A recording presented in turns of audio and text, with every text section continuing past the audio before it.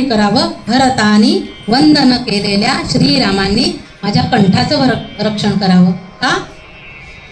नंदीग्रामामधून भरत जेव्हा आले तेव्हा अत्यंत आनंदात होते की अयोध्येला गेल्यानंतर आनंदोत्सव बघायला मिळणार, कारण रामचंद्रांना राज्याभिषेक होणार होता. परंतु आल्यानंतर वेगळंच चित्र दिसलं आणि अस्वस्थ झाले.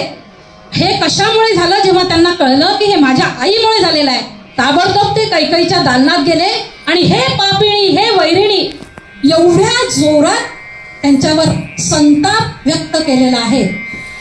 आणि हा संताप व्यक्त करताना भरताचं स्वरयंत्र नादुरुस्त झालेलं आहे. आणि मला असं वाटतं पापिणी वैरिणी असा आईला म्हणणारा भरत हा पहिला तेव्हाच, बरं का, तेव्हाच, आता नाही. आता नाही, आताच्या काळात त्या गोष्टीच नाही सांगत मी, तर हा पहिला असेल कदाचित भरत. एवढा जोरात ओरडलेला आहे आणि त्याने म्हटलेलं आहे की तू कुठलीही इच्छा व्यक्त कर, परंतु मी मात्र दादाला आणणार, त्याला या राजसिंहासनावर बसवणार.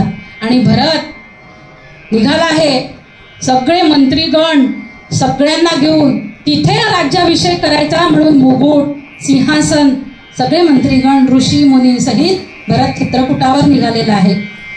तिथे श्रीरामांच्या जवळ गेला आहे आणि पाया पडलेला आहे, त्यांना आलिंगन दिलेलं आहे, मस्तक त्यांच्या चरणावर ठेवलेलं आहे आणि सांगितले आहे की दादा आता नाही, मला ते राज्य नको आहे, ते राज्य माझं नाही, तूच तिथे यायचं आहे.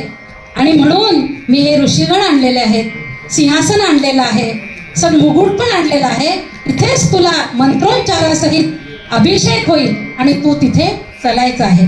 परंतु श्रीरामांची 2 विशेषण आहेत. विशेषण माहित आहे? श्रीराम द्विक न संगत्य आणि श्रीराम द्विक न अभिभाषते. म्हणजे श्रीराम दुसऱ्यांदा बाण चालवत नाही, एकदा सुटला की सुटला, म्हणून आपण रामबाण म्हणतो. एवढं रामबाण औषध आहे की एक गोळी घेतली की तुला बरं वाटेल, तो रामबाण.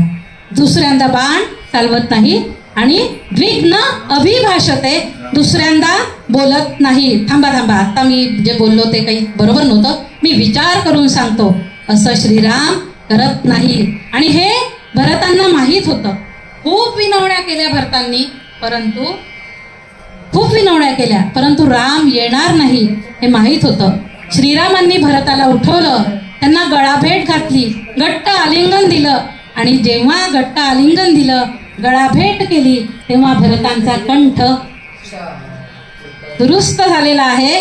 म्हणून कंठम भरतवंदितः, असा भरतांचा कंठ ज्यांनी दुरुस्त केला अशा श्रीरामांनीच माझ्या कंठांचं रक्षण करावं. आज मात्र असा भरत सापडणं कठीण आहे. एवढं